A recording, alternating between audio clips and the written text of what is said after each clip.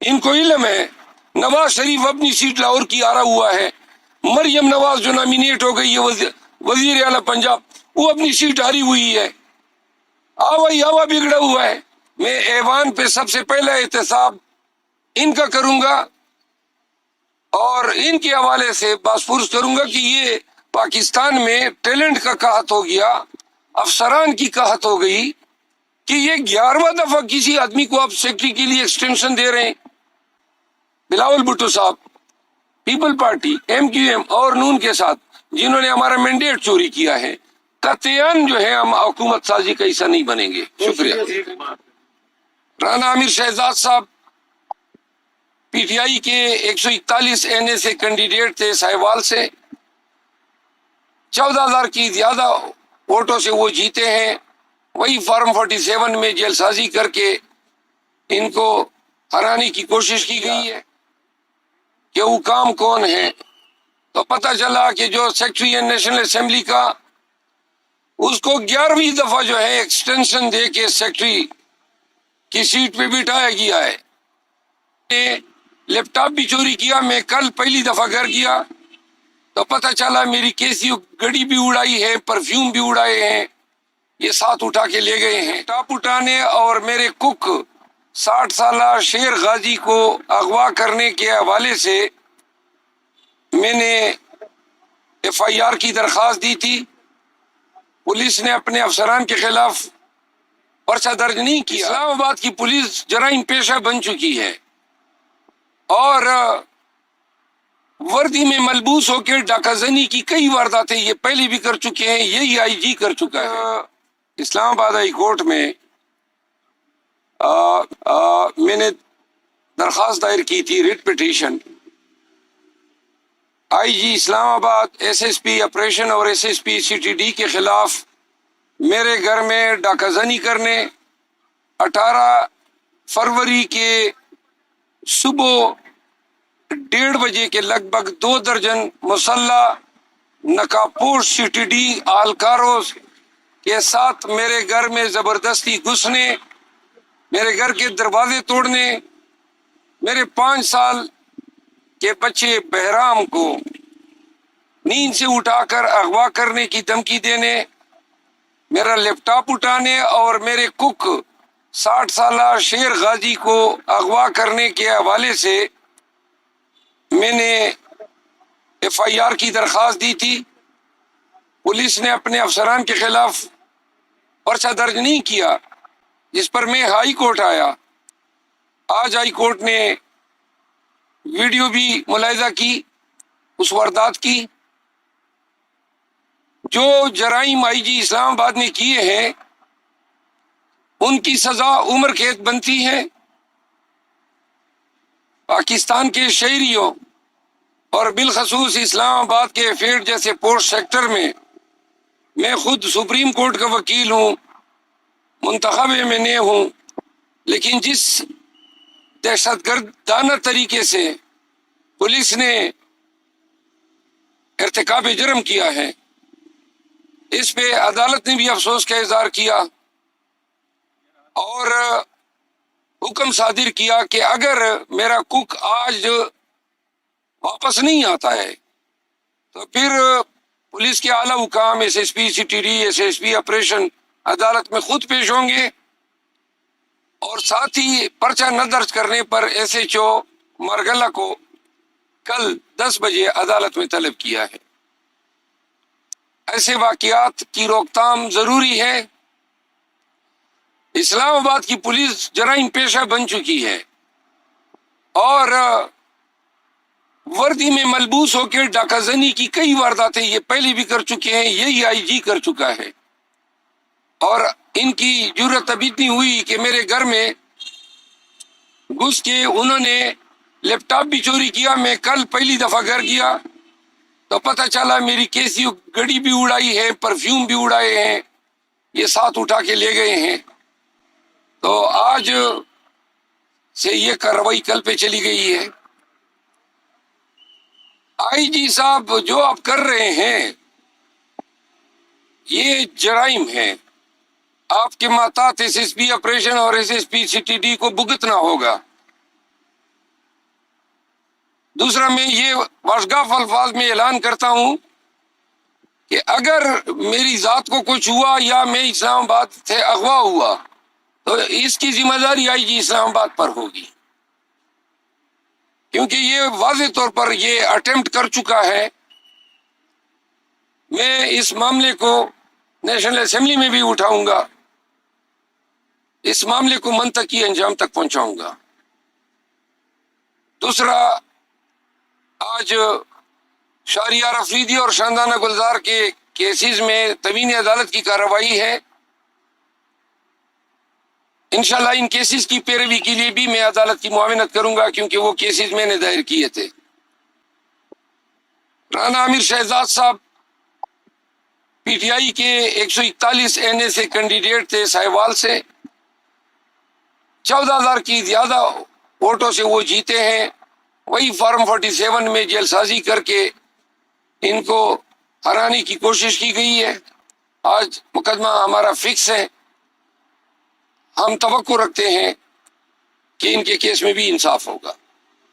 صاحب بتائیے گا کہ آپ کو دعا خیر ہوگی پی ڈی ایم کی، پی ڈی ایم 2 کی، کیسے سمجھتے ہیں کہ یہ ملک کیسے چلائیں گے پی ڈی ایم 2 آپ کے پارلیمنٹ میں؟ جس طرح انہوں نے پہلے چلایا 16 مہینے اور جو ابھی تک چلا رہے ہیں ان کے گماشتے کیئر ٹیکر بن کے، لہذا اگر جو نظر آ رہا ہے ساری جلد سازی نتائج میں ان چوروں کو لانے کے لیے کی گئی ہے، اور اگر یہ حکومت چلا سکتے ہیں یا ان میں اہلیت ہے تو 6 مہینوں میں واضح ہو جائے گا۔ لیکن ان کو اقتدار دینے سے قبل پاکستانیوں کو انتہائی خوفناک مہنگائی سے ہمکنار بھی کیا جائے گا۔ 28 یا 30 تاریخ تک مہنگائی جو ہے وہ پوری قوم کو گرفت میں لینے جا رہی ہے۔ آپ کیا سمجھتے ہیں کہ پی ٹی آئی پارلیمنٹ گئے، آپ کا کیونکہ پہلی بار پارلیمنٹ کا سفر ہے، اس کا سوال ہے۔ میں نیشنل اسمبلی گیا ہوں تو میں نے پتہ کیا کہ حکام کون ہے، تو پتہ چلا کہ جو سیکرٹری ہے نیشنل اسمبلی کا، اس کو 11ویں دفعہ جو ہے ایکسٹینشن دے کے سیکرٹری کی سیٹ پہ بٹھایا گیا ہے۔ جو دوسرا سیکرٹری ہے جو ایڈمنسٹریشن کا ہے، اس کو 7ویں دفعہ ایکسٹینشن دی جا رہی ہے۔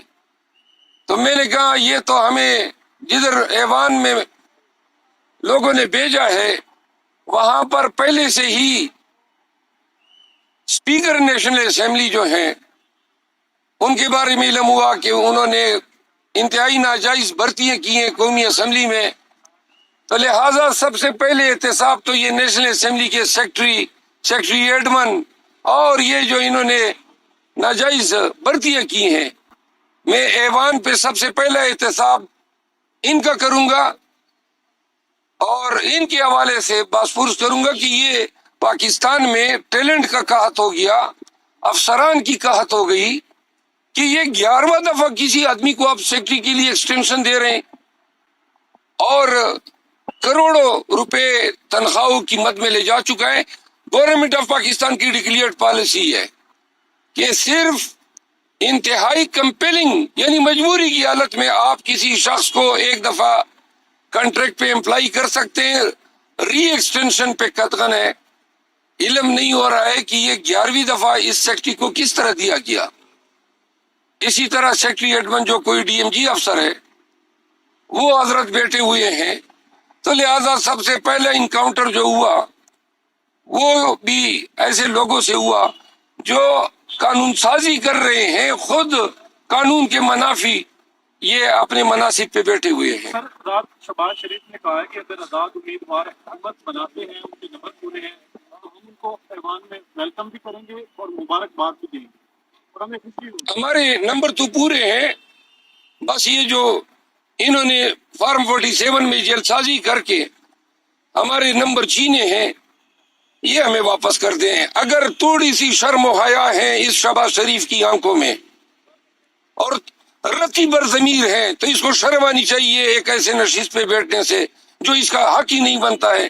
ان کو علم ہے نواز شریف اپنی سیٹ لاہور کی آرا ہوا ہے، مریم نواز جو نامینیٹ ہو گئی ہے وزیر اعلیٰ پنجاب، وہ اپنی سیٹ ہاری ہوئی ہے، آوا بگڑا ہوا ہے۔ 80 نیشنل اسمبلی کی سیٹیں انہوں نے چوری کی ہیں، اور وہ بھی پہلے فارم 45 پرانے زمانے میں یا آج اس الیکشن سے قبل فارم 45 جو تھا وہ ٹیمپر ہوا کرتا تھا۔ اب اس دفعہ یہ کیوں نہیں ہوا؟ نمبر 1، نواز شریف کو یہ بتانا تھا کہ عوام نے آپ کی یہ حیثیت کر دی ہے، اور دوسرا، اگر پولنگ اسٹیشنوں پہ یہ ڈرامہ ہوتا تو ملک بھر میں لا اینڈ آرڈر کے مسئلے ہوتے۔ تو پلان بی کے تحت انہوں نے فارم 47 جو ہے اس کو ٹیمپر کر دیا۔ فیروز صاحب، کیا پی ٹی آئی سرپرائز دے سکتی ہے وزیر اعظم کی جب ووٹنگ ہوگی؟ عمر ایوب صاحب ہم جائیں گے؟ میرے اطلاعات کے مطابق 21 لگ بھگ حلقے قومی اسمبلی کے وہ الیکشن کمیشن اور ہائی کورٹ سے اسٹے ہو چکے ہیں۔ اگر 50 کے لگ بھگ حلقے اسٹے ہو جاتے ہیں تو یہ حکومت کس طرح بنائیں گے؟ اس طرح صوبائی اسمبلی کی ان کی سیٹیں اسٹے ہوں گی تو ریزرو ان کی کہاں سے آئیں گی؟ لہٰذا ان کا حکومت بنانے کا جو ہدف ہے وہ پورا نہیں ہو رہا ہے۔ پرویز صاحب بتائیے گا کہ آئی ایم ایف کی تیسری قسط آ رہی ہے، لیکن تیسری قسط میں انہوں نے شرط رکھی تھی کہ فری اینڈ فیئر الیکشن ہوں گے تو ہم تیسری قسط دیں گے۔ تو اب وہ تیسری قسط دے ہی دے گی؟ کس طرح کی انٹرنیشنل رپورٹ پاکستان کا جو الیکشن ہے اس کے اوپر آپ سپورٹ کریں گے؟ ہم نے پہلے آئی ایم ایف کے ساتھ ڈیل کو سپورٹ کیا تھا، قطعاً نہیں کریں گے تاکہ یہ پیسے ان چوروں کو ملیں اور یہ جناب پھر جو ہے باہر بھیجیں۔ آئی ایم ایف کی ڈیل میں free and fair transparent election شرط تھی، اور الیکشن کا انہوں نے یہ حل کر دیا ہے۔ تو لہٰذا پاکستان تحریک انصاف پہلے ہم نے کوآپریٹ کیا تھا، انشاءاللہ کور کمیٹی اس پہ ڈسکس کرے گی، خان صاحب سے ہم اس پہ بات کریں گے اور ایک کلیئر کٹ موقف کے ساتھ آئیں گے۔ اگر آپ پاکستان ڈپارٹ کرے گا تو نظر تو ایکشن آئے گی تو پی ٹی آئی کی طرف آئے گی۔ دیکھیں، پاکستان تحریک انصاف اوورسیز کے بل بوتے پہ ریمیٹنسز کی مد میں اس ملک کو ان معاشی بدتری سے نکال سکتی ہے۔ دوسری بات، اگر یہ شرط ہے کہ جی قوم ڈیفالٹ کرے گا اور اگر ڈیفالٹ سے بچانے کے لیے پی ٹی آئی نے پھر قربانی دینی ہے، ہمارے لیے ڈیفالٹ سے قبل اور تمام چیزوں سے اول تر جو ہے وہ رول آف لا ہے۔ جس ملک میں جس ریاست میں قانون کی حکمرانی نہ ہو وہ اخلاقی طور پہ بھی ڈیفالٹ کر چکا ہوتا ہے، قانونی طور پر بھی کر چکا ہوتا ہے۔ اگر رول آف لا نہیں ہے، 10 دفعہ یہ معاشی طور پہ ڈیفالٹ کر جائے، لیکن ملک کو ضرورت ہے رول آف لا کی۔ اگر رول آف لا کمپرومائز ہوتی ہے معاشی ڈیفالٹ پہ، ہماری ترجیح جو ہے رول آف لا ہوگی۔ بہت شکریہ سر، تھینک یو۔ بلاول بھٹو کہہ رہے تھے کہ ہم نے بارہا آپ سے ریکویسٹ کی کہ ہم مل کر حکومت بنائیں گے، تو کس وجہ سے؟ یہی بات تو میں کر رہا تھا کہ پیپل پارٹی ہمیں بار بار کہہ رہے تھے آئے مل کے حکومت بناتے ہیں۔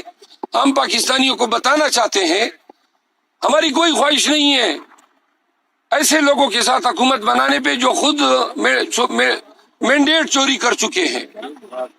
تو لہذا پلیز ذرا تھوڑی سی یہ توجہ دیں۔ بلاول بھٹو صاحب people party, M Q M اور نون کے ساتھ جنہوں نے ہمارا مینڈیٹ چوری کیا ہے، قطعاً جو ہے ہم حکومت سازی کا حصہ نہیں بنیں گے۔ شکریہ۔ یہ ذرا عامر بڑی ہی امپورٹنٹ بات کرنا ذرا سن لے ایک منٹ۔ میرا تعلق حلقہ 141 سے ہے اور 26-28 سال کا عرصہ باہر گزارا ہوا ہے کوریا، جاپان۔ میں گارنٹی کرتا ہوں کہ اگر یہ عمران خان صاحب کو لے آئیں، آئی ایم ایف کا قرضہ نہ اترے تو مجھے کسی بھی چونک پہ لٹکا کے پھانسی دے دیں، اور انشاءاللہ میرے پاس ایسے ویژن ہیں، آئیڈیا ہیں۔ اگر قرضہ آئی ایم ایف کا یہ قوم نہ اتارے تو مجھے کسی بھی چونک میں پھانسی دے دیں، اور اللہ کے حکم سے میں لینے کے لیے تیار ہوں گا۔ یہ کوئی مسئلے نہیں ہے۔ انشاءاللہ جب ایسے نوجوان ایسے جذبات رکھنے والے انسان عمران خان کے ساتھ ہیں، اور انشاءاللہ ہم یہ ملک بھی چلائیں گے، اور ہم آئی ایم ایف کا قرضہ کیا، ہم قرضے دیں گے انشاءاللہ لوگوں کو۔